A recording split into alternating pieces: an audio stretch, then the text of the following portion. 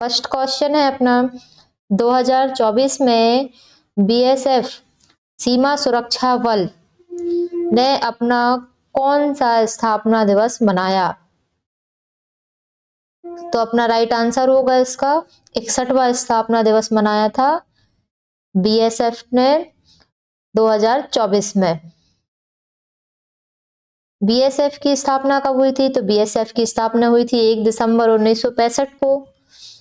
और कब की गई थी? तो भारत पाक युद्ध के बाद की गई थी बीएसएफ की स्थापना, ताकि अंतरराष्ट्रीय सीमाओं की सुरक्षा सुनिश्चित की जा सके। 2024 में बीएसएफ ने अपने 60 वर्ष पूरे किए थे। बीएसएफ ने 60 वर्ष पूरे कब किए थे? 2024 में, जिसे बड़े स्तर पर विभिन्न परेड, सम्मान समारोह और सीमा चौकियों पर विशेष कार्यक्रमों के साथ मनाया गया। बीएसएफ दुनिया की सबसे बड़ी सीमा सुरक्षा बल है। तो अपना क्वेश्चन बन सकता है कि सबसे बड़ी सीमा सुरक्षा बल कौन सा है दुनिया का? तो अपना इसमें आंसर हो जाएगा बीएसएफ। बीएसएफ दुनिया का सबसे बड़ा सीमा सुरक्षा बल है। अब बीएसएफ का आदर्श वाक्य क्या है? तो बीएसएफ का आदर्श वाक्य है जीवन परायण धर्म, या फिर जीवन परायण धर्म किसका आदर्श वाक्य है? तो बीएसएफ का आदर्श वाक्य है। वर्तमान में बीएसएफ के जवान भारत पाक और भारत बांग्लादेश सीमा पर तैनात हैं। नेक्स्ट क्वेश्चन है फ्रेंच ओपन किस सतह पर खेला जाता है? तो किस सतह पर खेला जाता है? क्ले कोर्ट, लाल मिट्टी पर क्या खेला जाता है? फ्रेंच ओपन खेला जाता है। फ्रेंच ओपन एक ग्रैंड स्लैम टूर्नामेंट है जिसे पेरिस में खेला जाता है। या फिर ऐसा क्वेश्चन बन सकता है कि फ्रेंच ओपन कहाँ खेला जाता है? तो पेरिस में खेला जाता है। और किस सतह पर खेला जाता है? तो क्ले कोर्ट पर खेला जाता है। इसकी सतह क्ले कोर्ट होती है। किसकी? फ्रेंच ओपन की, जो अन्य ग्रैंड स्लैम की तुलना में गेंद की गति को धीमा बनाती है और स्पिन को बढ़ाती है। यह टूर्नामेंट कब से कब तक आयोजित होता है? तो यह टूर्नामेंट मई से जून तक आयोजित होता है।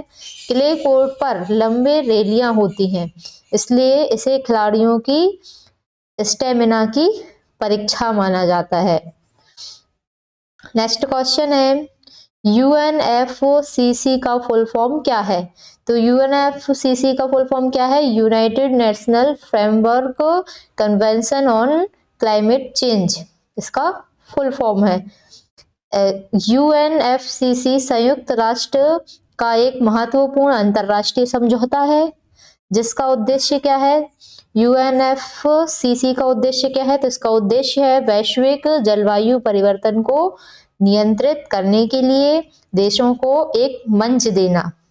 इसका उद्देश्य है United national framework convention of climate change का इसका उद्देश्य है।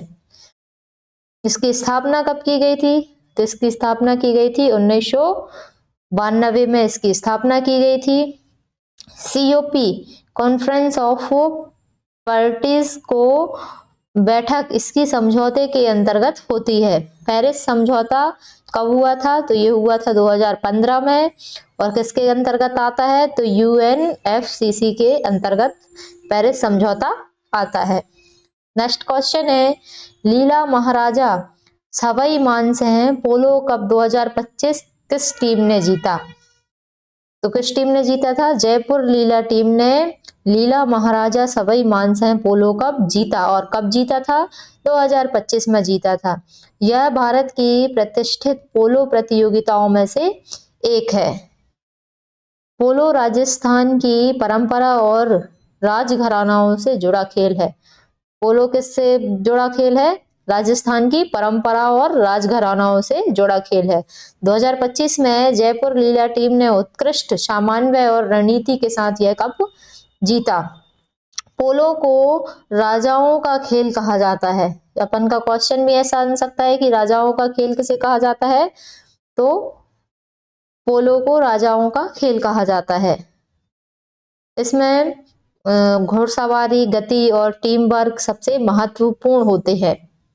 यदि आप चैनल पर नए हैं तो प्लीज़ वीडियो को लाइक एंड चैनल को सब्सक्राइब ज़रूर करें और हमें कमेंट करके ज़रूर बताएं कि आपका एग्ज़ाम किस डेट में है और किस शिफ्ट में है। नेक्स्ट क्वेश्चन है, बेंगलुरु अंतर्राष्ट्रीय फिल्म महोत्सव 2025 में लाइफ टाइम अचीवमेंट पुरस्कार किसे मिला? तो सुरैया आज़मी को बेंगलुरु अंतर्राष्ट्रीय फिल्म महोत्सव का लाइफ टाइम अचीव पुरस्कार मिला। बेंगलुरु अंतर्राष्ट्रीय फिल्म महोत्सव दक्षिण भारत का एक प्रमुख फिल्म फेस्टिवल है। तो दक्षिण भारत का एक फिल्म फेस्टिवल क्या है? तो बेंगलुरु अंतर्राष्ट्रीय फिल्म महोत्सव, जो कि दक्षिण भारत का एक प्रमुख फिल्म फेस्टिवल है। 2025 में इसमें प्रतिष्ठित लाइफ टाइम अचीवमेंट पुरस्कार भारतीय सिनेमा में महत्वपूर्ण योगदान देने वाली कलाकार सुरैया आज़मी को दिया गया। यह महोत्सव कर्नाटक सरकार द्वारा आयोजित किया जाता है। कौन सा? बेंगलुरु अंतर्राष्ट्रीय में फिल्म महोत्सव किसके द्वारा आयोजित किया जाता है? कर्नाटक सरकार के द्वारा आयोजित किया जाता है। और इसका उद्देश्य क्या है? तो इसका उद्देश्य है भारतीय व अंतर्राष्ट्रीय फिल्मों को बढ़ावा देना, इसका उद्देश्य है। नेक्स्ट क्वेश्चन है, न्यूरॉन के मुख्य भाग कौन कौन से होते हैं? तो न्यूरॉन के भाग कौन कौन से होते हैं? सेल बॉडी, डेंड्रासाइट, एक्सॉन और एक्सॉन टर्मिनल न्यूरॉन के मुख्य भाग हैं। न्यूरॉन शरीर की सबसे छोटी कार्यात्मक इकाई होती है। शरीर की सबसे छोटी कार्यात्मक इकाई क्या होती है? न्यूरॉन, जो तंत्रिका संदेश को शरीर के एक भाग से दूसरे भाग तक पहुंचाती है। न्यूरॉन क्या करती है? संदेश को शरीर के एक भाग से दूसरे भाग तक पहुंचाती है। न्यूरॉन संदेश विद्युत रासायनिक संकेतों के माध्यम से भेजते हैं। मानव शरीर में लगभग कितने न्यूरॉन होते हैं? तो मानव शरीर में लगभग 86 अरब न्यूरॉन होते हैं। नेक्स्ट क्वेश्चन है, जब CO2 का कैल्शियम हाइड्रोक्साइड के साथ अभिक्रिया कराई जाती है तो कौन सा यौगिक बनता है? जब कार्बन डाइऑक्साइड का कैल्शियम हाइड्रोक्साइड के साथ अभिक्रिया कराई जाती है तो कैल्शियम कार्बोनेट बनता है, जिसका सूत्र क्या है? CaCO3 इसका सूत्र है। यदि कैल्शियम हाइड्रोक्साइड में कार्बन डाइऑक्साइड गैस पास की जाए तो एक सफेद दूधिया अपक्षेप बनता है, जिसे क्या कहते हैं? कैल्शियम कार्बोनेट कहते हैं। यह रासायनिक प्रतिक्रिया कार्बन डाइऑक्साइड की पहचान के लिए महत्वपूर्ण मानी जाती है।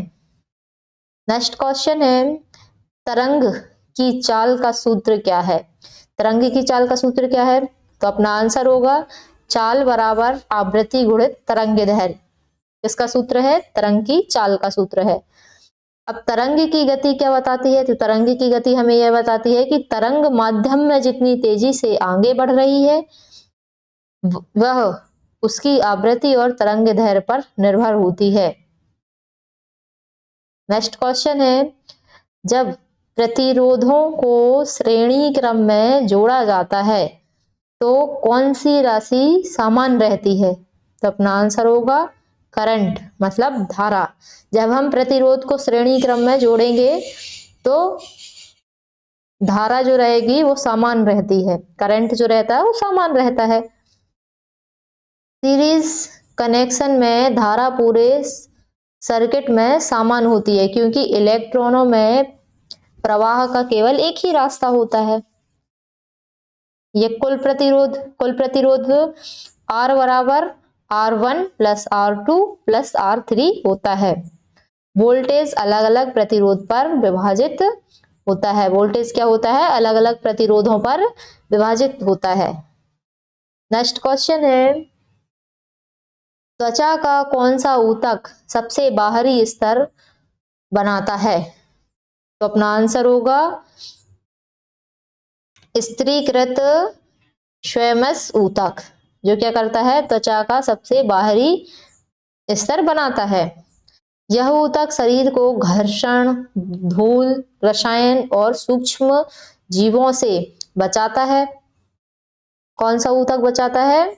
स्तरीकृत स्क्वैमस ऊतक। बाहरी त्वचा में यह केराटिन युक्त होता है जो इसे मजबूत बनाता है। नेक्स्ट क्वेश्चन है, क्लोरीन का इलेक्ट्रॉनिक विन्यास क्या है? तो अपना आंसर होगा 2, 8, 7। क्लोरीन का इलेक्ट्रॉनिक विन्यास है। क्लोरीन का परमाणु क्रमांक कितना होता है? तो क्लोरीन का परमाणु क्रमांक 17 होता है। इसीलिए उनके कक्षों में इलेक्ट्रॉन किस प्रकार व्यवस्थित होते हैं? K सेल बराबर 2, L बराबर 8 होते हैं, M सेल बराबर 7 होते हैं। यदि आप चैनल पर नए हैं तो प्लीज वीडियो को लाइक एंड चैनल को सब्सक्राइब जरूर करें। नेक्स्ट क्वेश्चन है, अंतरराष्ट्रीय लोकतंत्र दिवस 2025 का विषय क्या था? तो अंतरराष्ट्रीय लोकतंत्र दिवस 2025 का विषय क्या था? लैंगिक समानता का प्राप्त करना कदम दर कदम, ये उसका विषय था। किसका? अंतरराष्ट्रीय लोकतंत्र दिवस का। यह हर वर्ष कब मनाया जाता है? 15 सितंबर को अंतरराष्ट्रीय लोकतंत्र दिवस मनाया जाता है। 2025 का विषय क्या है इसमें? तो इसमें 2025 का विषय है महिलाओं और पुरुषों के लिए समान अवसरों और अधिकारों को बढ़ावा देना। किसका विषय है? अंतरराष्ट्रीय लोकतंत्र दिवस का विषय है 2025 का। नेक्स्ट क्वेश्चन है, वोल्ट मीटर किस मात्रा को मापता है? तो वोल्ट मीटर किस मात्रा को मापता है? पोटेंशियल डिफरेंस, जिसे हम विभवांतर कहते हैं। वोल्ट मीटर पोटेंशियल डिफरेंस को मापता है। वोल्ट मीटर किसी सर्किट के दो बिंदुओं के बीच विद्युत विभव के अंतर को मापता है, जिससे क्या होता है? सर्किट में पैरेलल जोड़ा जाता है। नेक्स्ट क्वेश्चन है, स्पोर्ट्स एस अवार्ड्स 2025 में भारत की किस टीम को सम्मानित किया गया? तो किस टीम को सम्मानित किया गया है? अंडर 19 क्रिकेट टीम, जिसको स्पोर्ट्स एस अवार्ड 2025 में शामिल किया गया है। 2025 में भारत की अंडर 19 क्रिकेट टीम ने अंतरराष्ट्रीय स्तर पर शानदार प्रदर्शन किया है। किसने? अंडर 19 क्रिकेट टीम ने, जिसके लिए उसे स्पोर्ट्स एस अवार्ड से सम्मानित किया गया है। पहला प्रश्न है, मई 2025 में माउंट एवरेस्ट को 31वीं बार सफलतापूर्वक चढ़कर नया विश्व रिकॉर्ड किसने बनाया? तो अपना आंसर होगा नेपाली पर्वतारोही कामी रीता शेरपा ने, जिन्होंने माउंट एवरेस्ट पर सफलतापूर्वक चढ़कर विश्व रिकॉर्ड बनाया है। कामी रीता शेरपा विश्व के सबसे अनुभवी पर्वतारोही माने जाते हैं। उन्हें माउंट एवरेस्ट को कई दशकों से बार बार चढ़ा है, मतलब बहुत टाइम से बार बार वहां गए हैं। मई 2025 में उन्होंने 31वीं बार शिखर पर पहुंचकर दुनिया का ऐसा रिकॉर्ड बनाया है। मतलब नेपाली पर्वतारोही कामी रीता शेरपा माउंट एवरेस्ट पर कितनी बार गई हैं? 31वीं बार, जो किसी और पर्वतारोही के पास नहीं है। कामी रीता शेरपा को एवरेस्ट मैन भी कहा जाता है। पहली बार उन्होंने एवरेस्ट पर कब चढ़ा था? तो 1994 में वो पहली बार एवरेस्ट पर चढ़ी थी। नेपाल के कई पर्वतारोही अभियानों में भी गाइड भी रहे हैं। नेक्स्ट क्वेश्चन है, BBC Indian sports women of the year award किसे मिला? तो अपना राइट आंसर होगा मनु भाकर, जिनको BBC Indian sports women of the year award मिला। मनु भाकर भारत के प्रसिद्ध निशानेबाज हैं। मनु भाकर कौन है?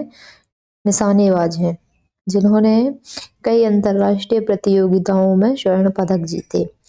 BBC Indian sports women of the year पुरस्कार खिलाड़ियों के बेहतरीन प्रदर्शन और अंतरराष्ट्रीय उपलब्धियों को ध्यान में रखते हुए दिया जाता है। मनु भाकर यूथ ओलंपिक में स्वर्ण जीतने वाले पहले भारतीय निशानेबाज बने। पहले भारतीय निशानेबाज कौन थे? मनु भाकर। किसमें? यूथ ओलंपिक में स्वर्ण पदक जीतने वाले। कॉमनवेल्थ गेम और कई ISSF इवेंट्स में भी इन्होंने पदक जीते हैं। नेक्स्ट क्वेश्चन है, किस न्यूनतम दूरी पर प्रतिध्वनि सामान्यतः सुनाई देती है? तो अपना आंसर होगा लगभग 17 मीटर से कम की दूरी पर प्रतिध्वनि सामान्य सुनाई देती है। प्रतिध्वनि सुनने के लिए ध्वनि को परावर्तित होकर हमारे कानों तक वापस आने में कम से कम कितना समय लगेगा? 0.1 सेकेंड का समय लगता है। ध्वनि की गति लगभग 340 मीटर प्रति सेकंड होती है। ध्वनि की गति कितनी होती है? 340 मीटर प्रति सेकंड होती है। और इसकी आदर्श दूरी कितनी मानी जाती है? तो इसकी आदर्श दूरी लगभग 17 मीटर मानी जाती है ध्वनि की। प्रतिध्वनि दीवार, पहाड़ या किसी कठोर सतह से टकराकर लौटती है। प्रतिध्वनि क्या होती है? किस किस से टकराकर लौटती है? दीवार से, पहाड़ से और कठोर सतहों से। स्टेडियम, पहाड़ और घाटियों में प्रतिध्वनि आसानी से सुनाई देती है। नेक्स्ट क्वेश्चन है, निसार मिशन की कुल अनुमानित लागत कितनी है? तो अपना आंसर होगा 12,500 करोड़ रुपए लगभग इसकी लागत है निसार मिशन की अनुमानित लागत।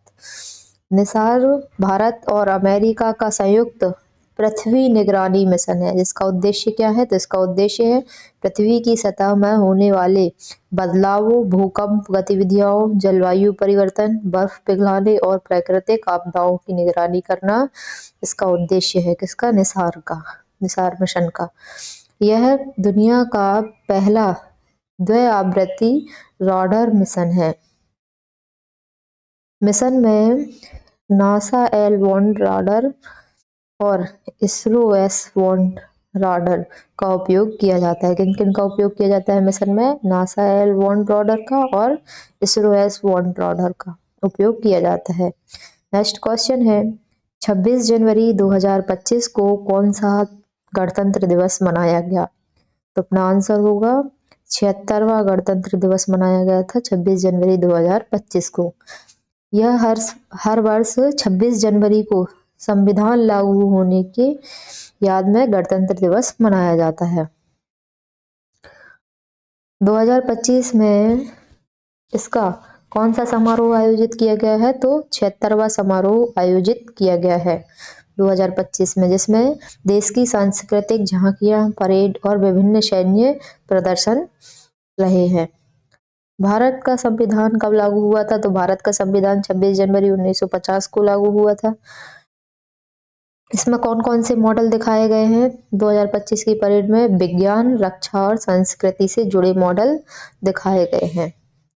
नेक्स्ट क्वेश्चन है, किस बैंक ने 12 अप्रैल 2025 को अपना 131वां स्वतंत्र दिवस मनाया? किस बैंक ने मनाया था? तो अपना आंसर है पंजाब नेशनल बैंक, जिसने 12 अप्रैल 2025 को अपना 131वां स्थापना दिवस मनाया है। पंजाब नेशनल बैंक भारत का एक प्रमुख राष्ट्रीयकृत बैंक है, जिसकी स्थापना कब हुई थी? तो इसकी स्थापना हुई थी 12 अप्रैल 1894 को इसकी स्थापना हुई थी। 2025 में इसने अपना कौन सा स्थापना दिवस मनाया है? तो 131वां स्थापना दिवस मनाया है। किसने? पंजाब नेशनल बैंक ने। इसकी पंजाब नेशनल बैंक की स्थापना की पहल कब की गई थी? स्थापना की गई थी 12 अप्रैल 1894 को। और पंजाब नेशनल बैंक की स्थापना लाला लाजपत राय की पहल पर की गई थी। इसका मुख्यालय कहाँ है? तो इसका मुख्यालय है नई दिल्ली में, इसका मुख्यालय है। नेक्स्ट क्वेश्चन है, 2025 विश्व जल क्रीड़ा चैंपियनशिप कहाँ आयोजित हुई? तो अपना आंसर होगा सिंगापुर। सिंगापुर में विश्व जल क्रीड़ा चैंपियनशिप का आयोजन किया गया। विश्व जल क्रीड़ा चैंपियनशिप विश्व का प्रमुख तैराकी और जल क्रीड़ा आयोजन है, जिसमें ड्राइविंग, स्विमिंग, आर्टिस्टिक स्विमिंग और वाटर पोलो आदि शामिल है। 2025 में यह पहली बार कहाँ आयोजित किया गया था? सिंगापुर में आयोजित किया गया था।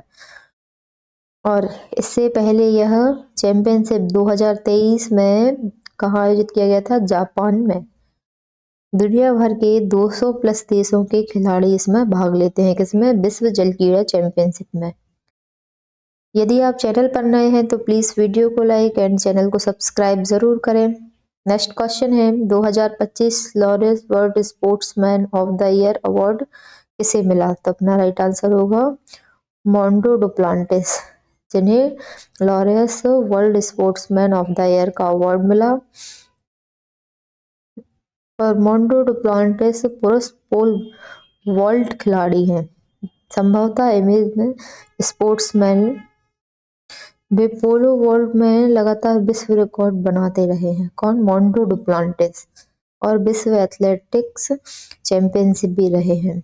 मोंडो डुप्लांटिस ने 6 मीटर से अधिक ऊंचाई कई बार पार की है। उन्होंने आधुनिक युग का सर्वश्रेष्ठ पॉल वॉल्टर माना जाता है। पॉल वॉल्टर किसे माना जाता है?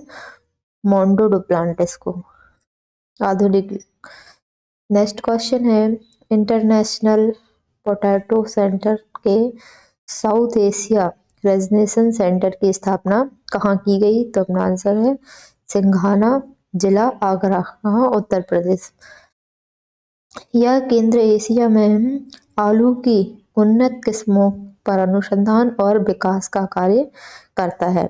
इसका उद्देश्य क्या है? तो इसका उद्देश्य है किसानों को बेहतर उत्पादकता दिलाना और खाद्य सुरक्षा को बढ़ाना। इसका उद्देश्य है किसका? इंटरनेशनल पोटैटो सेंटर के।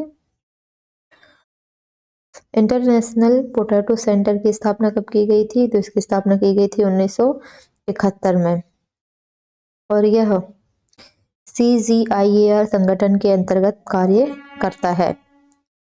नेक्स्ट क्वेश्चन है वर्ष 2025-26 के केंद्रीय बजट में रक्षा मंत्रालय को कितना बजट आवंटित किया गया है? तो अपना आंसर है 6 लाख करोड़ रुपए केंद्रीय बजट के रक्षा मंत्रालय को आवंटित किया गया है।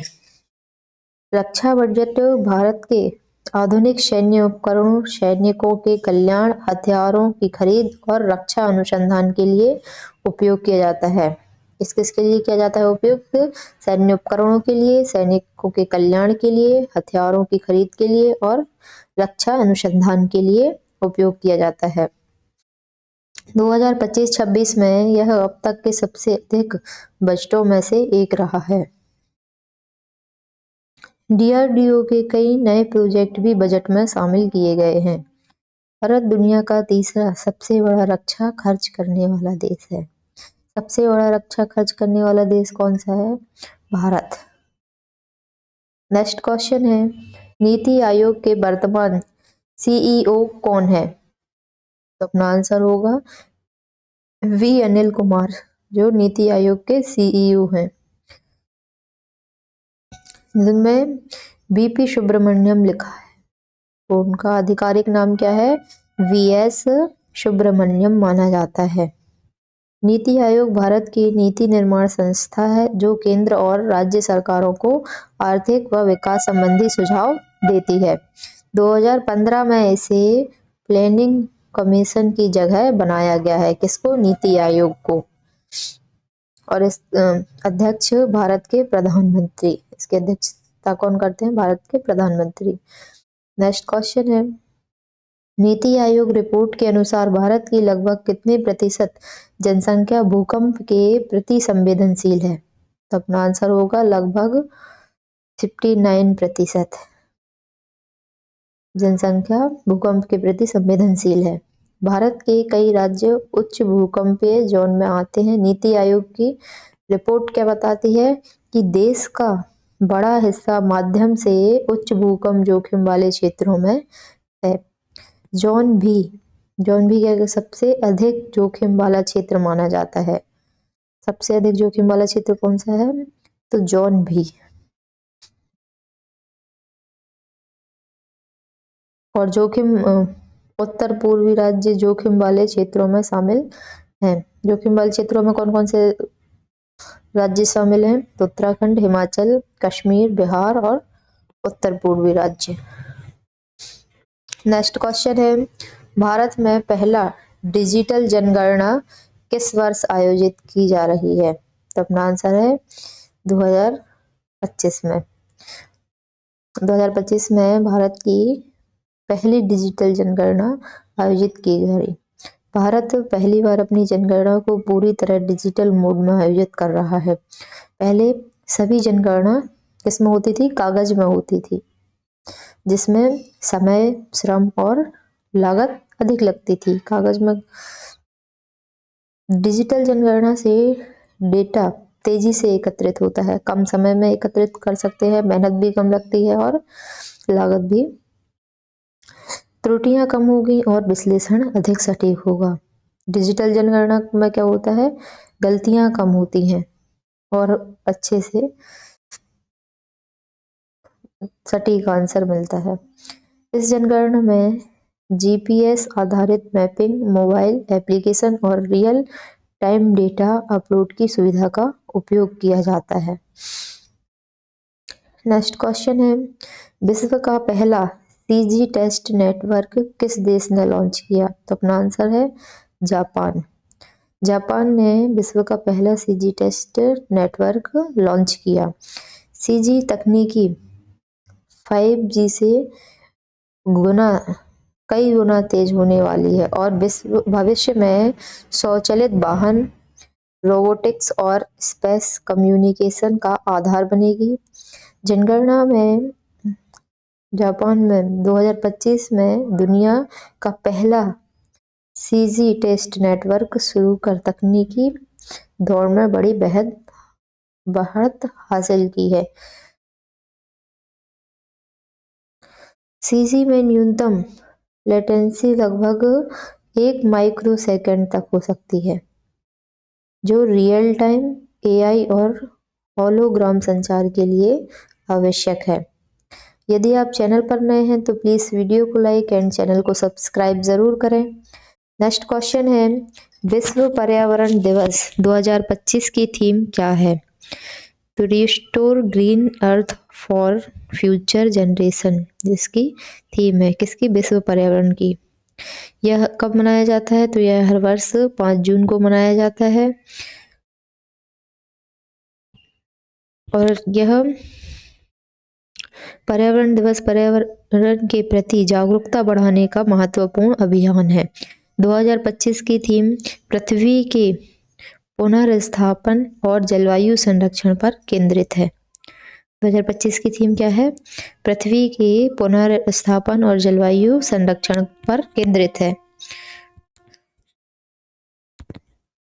और 2025 अभियान में विशेष रूप से किस किस पर जोर दिया गया है? तो वनों की कटाई रोकने पर, प्लास्टिक कम करने पर और कार्बन न्यूट्रल पर भविष्य पर जोर दिया गया है। नेक्स्ट क्वेश्चन है, भारत का पहला सोलर पावर एक्सप्रेसिव किस 2 शहरों के बीच बनाया जा रहा है? तो अपना आंसर है दिल्ली, जयपुर, जिसमें भारत का पहला सोलर पावर एक्सप्रेसिव शहर बनाया गया है।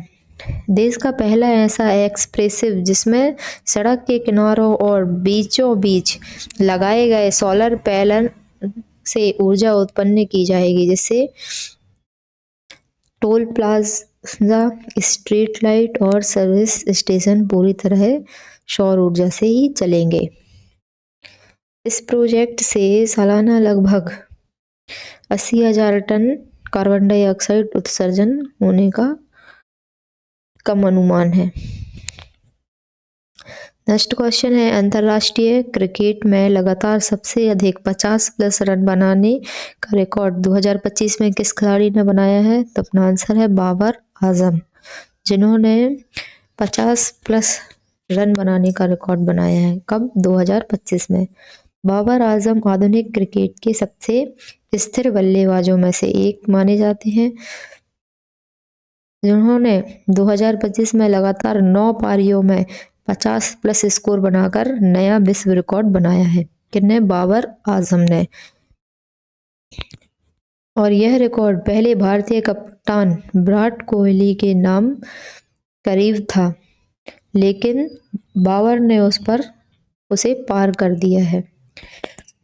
नेक्स्ट क्वेश्चन है, इंडियन स्पेस स्टेशन मिशन किस वर्ष तक पूरा करने का लक्ष्य है? तो इंडियन स्पेस मिशन किस वर्ष तक पूरा करने का लक्ष्य है? 2035 तक। भारत पहली बार अपना स्वयं का स्पेस स्टेशन स्थापित करने जा रहा है, जो इसरो की सबसे महत्वाकांक्षी परियोजनाओं में से एक है, जिसमें अंतरिक्ष में लंबे समय तक वैज्ञानिक प्रयोग किए जा सकते हैं। गगनयान मिशन इसी प्रोजेक्ट का पहला बड़ा कदम है, जिसमें भारतीय अंतरिक्ष यात्रियों को अंतरिक्ष भेजा जाता है। नेक्स्ट क्वेश्चन है, UNSCO में 2025 में भारत की किस नृत्य शैली को इंटेंजिबल सेंट्रल हेरिटेज सूची में शामिल किया? तो अपना राइट आंसर है छाऊ नृत्य। छाऊ नृत्य पूर्वी भारत, झारखंड, उड़ीसा और पश्चिम बंगाल की प्रसिद्ध पारंपरिक शैली है। छाऊ नृत्य कहाँ कहाँ की पारंपरिक शैली है? झारखंड की, उड़ीसा की और पश्चिम बंगाल की। इसके मुखौटे, तलवारबाजी और लोक कथाओं पर आधारित प्रदर्शन विश्व प्रसिद्ध हैं। इसके छाऊ नृत्य के UNESCO में शामिल होने से इसे अंतर्राष्ट्रीय पहचान और सुरक्षा मिली है। इसे पहला प्रश्न है, सतत विकास रिपोर्ट 2025 में भारत का कुल स्कोर क्या रहा? तो अपना राइट आंसर है 67 भारत का कुल स्कोर रहा सतत विकास रिपोर्ट में। सतत विकास रिपोर्ट हर वर्ष देशों के प्रदर्शन का मूल्यांकन करती है कि वे संयुक्त राष्ट्र के सस्टेनेबल डेवलपमेंट गोल्स को कितना सफलतापूर्वक प्राप्त कर रहे हैं, जिसमें गरीबी उन्मूलन, शिक्षा, स्वास्थ्य, लैंगिक समानता, जलवायु परिवर्तन, स्वच्छ ऊर्जा जैसे 17 लक्ष्य शामिल होते हैं। इसमें सतत विकास रिपोर्ट में भारत का स्कोर इसमें कितना रहा है? 67 रहा है, जिसका अर्थ क्या है कि भारत कई क्षेत्रों में प्रगति कर रहा है, लेकिन स्वस्थ पर्यावरण, स्वच्छ ऊर्जा और गरीबी उन्मूलन जैसे क्षेत्रों में अभी भी सुधार की आवश्यकता है। भारत की रैंक अक्सर 100 से नीचे रही है सतत विकास रिपोर्ट में, क्योंकि देश की जनसंख्या क्या है? बहुत अधिक है और उसके संसाधन सीमित है।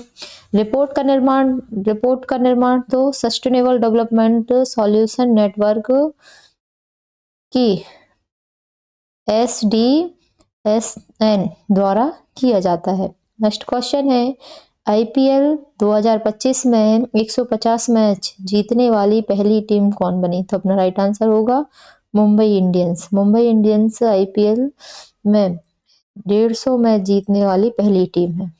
इंडियन प्रीमियर लीग दुनिया की सबसे बड़ी T20 लीग है। दुनिया की सबसे बड़ी T20 लीग कौन सी है? इंडियन प्रीमियर लीग, जिसमें टीमें कई वर्षों से खेल रही हैं और लगातार अच्छे प्रदर्शन से कुछ टीमों की जीत का आंकड़ा बहुत तेजी से बढ़ा है। मुंबई इंडियंस जो IPL की सबसे सफल टीमों में से एक है, 2025 में 150 मैच जीतने वाली पहली टीम बनी। यह उनकी बरसों की स्थिरता, मजबूत टीम प्रबंधन, बेहतरीन कप्तानी और युवाओं को मौका देने की नीति का परिणाम है। MI ने 5 बार IPL खिताब जीता है। इसमें इनके लिए रोहित शर्मा, जसप्रीत बुमराह और पांड्या ब्रदर्स जैसे खिलाड़ी बड़े मैच विनर रहे हैं इसमें IPL में। नेक्स्ट क्वेश्चन है, इंदिरा गांधी शांति पुरस्कार 2024 किसे दिया गया? तो अपना आंसर है चिली की पूर्व राष्ट्रपति मिशेल बैचलेट, जिसको इंदिरा गांधी शांति पुरस्कार दिया गया है। कब दिया गया है? 2024 में। इंदिरा गांधी शांति पुरस्कार अंतर्राष्ट्रीय स्तर पर दिया जाता है, जिसे इंदिरा गांधी मेमोरियल ट्रस्ट प्रदान करता है। यह उन व्यक्ति या संस्थाओं को दिया जाता है जिन्होंने वैश्विक शांति, विकास, मानवाधिकार और वैज्ञानिक उन्नति में उल्लेखनीय योगदान दिए हों। 2024 में यह पुरस्कार मिशेल बैचलेट, पूर्व राष्ट्रपति चिली और पूर्व यूएन वुमन राइट चीफ को मिला है। उन्होंने मानव अधिकार संरक्षण, महिलाओं के अधिकारों और लोकतंत्र को मजबूती देने के महत्वपूर्ण भूमिका निभाई है। किसने? चिली के पूर्व राष्ट्रपति मिशेल बैचलेट ने। यह पुरस्कार उन्हें कब दिया गया था? तो यह पुरस्कार उन्हें 1986 में दिया गया था। और इसके पिछले विजेता तो इसरो, यूएनएचसीआर आदि इसके पिछले विजेता हैं। नेक्स्ट क्वेश्चन है, राष्ट्रीय ग्रामीण रोजगार गारंटी योजना भारत के किस राज्य में सर्वाधिक सफल मानी जाती है? तो अपना आंसर है उड़ीसा। उड़ीसा राज्य में राष्ट्रीय ग्रामीण रोजगार गारंटी योजना सबसे सफल मानी जाती है। मनरेगा, जिसे मनरेगा ग्रामीण क्षेत्रों में रोजगार उपलब्ध कराने वाली भारत सरकार की सबसे महत्वपूर्ण योजना है। इस योजना के माध्यम से ग्रामीण परिवारों को साल में 100 दिन का रोजगार सुनिश्चित किया जाता है। इसमें राष्ट्रीय ग्रामीण रोजगार गारंटी योजना में उड़ीसा को मनरेगा के प्रभावी क्रियान्वयन, समय पर मजदूरी भुगतान और पारदर्शिता और सामाजिक ऑडिट की व्यवस्था के कारण सबसे सफल राज्यों में गिना जाता है। उड़ीसा में महिलाओं को मनरेगा में भागीदारी बहुत अधिक है। राज्य ने डिजिटल भुगतान और जॉब कार्ड सत्यापन में भी बड़ी प्रगति की है। नेक्स्ट क्वेश्चन है, जल में ऑक्सीजन की संयोजकता कितनी होती है? तो अपना राइट आंसर होगा 2। किसी तत्व की संयोजकता यह बताती है कि वह तत्व कितने इलेक्ट्रॉन साझा या ग्रहण करता है। जल के एक अणु में एक ऑक्सीजन और 2 हाइड्रोजन परमाणु होते हैं। ऑक्सीजन का इलेक्ट्रॉनिक विन्यास ऐसा है कि वह स्थिर बनाने के लिए 2 इलेक्ट्रॉन ग्रहण या फिर 2 संयोजक बंध बनाती है, इसलिए उसकी संयोजकता कितनी होती है? 2 होती है। ऑक्सीजन का परमाणु क्रमांक क्या है? तो ऑक्सीजन का परमाणु क्रमांक 8 है और इसके 6 वैलेंस इलेक्ट्रॉन होते हैं। नेक्स्ट क्वेश्चन है, कार्बन का परिभाषिक परमाणु द्रव्यमान मानक के रूप में कौन सा समस्थानिक इस्तेमाल किया जाता है? तो अपना राइट आंसर है C12। C12 कार्बन के परिभाषिक परमाणु द्रव्यमान के रूप में इस्तेमाल किया जाता है। रासायनिक तत्वों का परमाणु द्रव्यमान एक औसत मूल्य होता है, जिसे वैज्ञानिक तुलना के लिए मानक आधार की आवश्यकता होती है। कार्बन के 3 प्रमुख समस्थानिक हैं, C12, C13 और C14, जिनमें से C12 सबसे स्थिर, सर्वाधिक पाए जाने वाला सटीक द्रव्यमान वाला समस्थानिक है। इसी कारण अंतरराष्ट्रीय मानक के रूप में C12 को एटॉमिक मास यूनिट के लिए आधार बनाया गया है। एक एटॉमिक मास यूनिट बराबर C12 परमाणु के द्रव्यमान का 1/12 भाग है। यही मानक सभी तत्वों का एटॉमिक मास तय करने में उपयोग होता है। यदि आप चैनल पर नए हैं तो प्लीज वीडियो को लाइक एंड चैनल को सब्सक्राइब जरूर करें। नेक्स्ट क्वेश्चन है, वन्य संरक्षण अधिनियम 2025 किस देश में लागू हुआ? तो अपना राइट आंसर है भारत। भारत में वन्य संरक्षण अधिनियम लागू हुआ था। वन और पर्यावरण संरक्षण के लिए भारत समय समय पर अपने कानूनों को संशोधित करता है और वन संरक्षण अधिनियम 2025 भारत सरकार द्वारा एक नया सुधार कानून है। इसका उद्देश्य क्या है? तो इसका उद्देश्य है वनों का संरक्षण, वन भूमि का बेहतर प्रबंधन, अवैध कटाई और अतिक्रमण रोकना, स्थानीय समुदाय के अधिकार सुरक्षित करना, यह इसके उद्देश्य हैं। और यह पूर्व वन अधिनियम 1980 को संशोधित किया गया था। भारत विश्व का 10वां सबसे अधिक वन क्षेत्र वाला देश है। नेक्स्ट क्वेश्चन है, विश्व पर्यावरण दिवस कब मनाया जाता है? तो अपना राइट आंसर है 5 जून। 5 जून को विश्व पर्यावरण दिवस मनाया जाता है। विश्व पर्यावरण दिवस पर्यावरण संरक्षण के प्रति जागरूकता बढ़ाने के लिए मनाया जाता है। इसकी शुरुआत कब हुई थी? तो इसकी शुरुआत 1972 में स्टॉकहोम में आयोजित UN conference on human environment से हुई थी। यह हर साल अलग अलग थीम और होस्ट देश चुने जाते हैं इसमें विश्व पर्यावरण दिवस में, जिनके माध्यम से प्रदूषण, जलवायु परिवर्तन, वनों की कटाई, प्लास्टिक वेस्ट जैसी समस्याओं के समाधान पर काम किया जाता है। और इसका आयोजन कौन करता है? UNEP, united national environment programme, इसका आयोजन करता है। और इस 2023 की थीम क्या थी इसमें? तो इसमें 2023 की थीम थी वेस्ट प्लास्टिक पॉल्यूशन। और 2024 की थीम क्या थी? Land restoration. नेक्स्ट क्वेश्चन है, टाइगर क्लॉव अभ्यास भारत और किस देश के बीच आयोजित किया जाता है? तो अपना राइट आंसर है भारत और संयुक्त राज्य अमेरिका। टाइगर क्लब भारत और अमेरिका के बीच आयोजित होने वाला एक संयुक्त सैन्य अभ्यास है, जिसका उद्देश्य क्या है? तो उसका उद्देश्य है दोनों देशों की सेनाओं के बीच सामरिक सहयोग, युद्ध कौशल, आतंकवाद विरोध, सैनिकों की संयुक्त प्रशिक्षण क्षमता को बढ़ावा देना इसका उद्देश्य है। किसका? टाइगर क्लब अभ्यास का।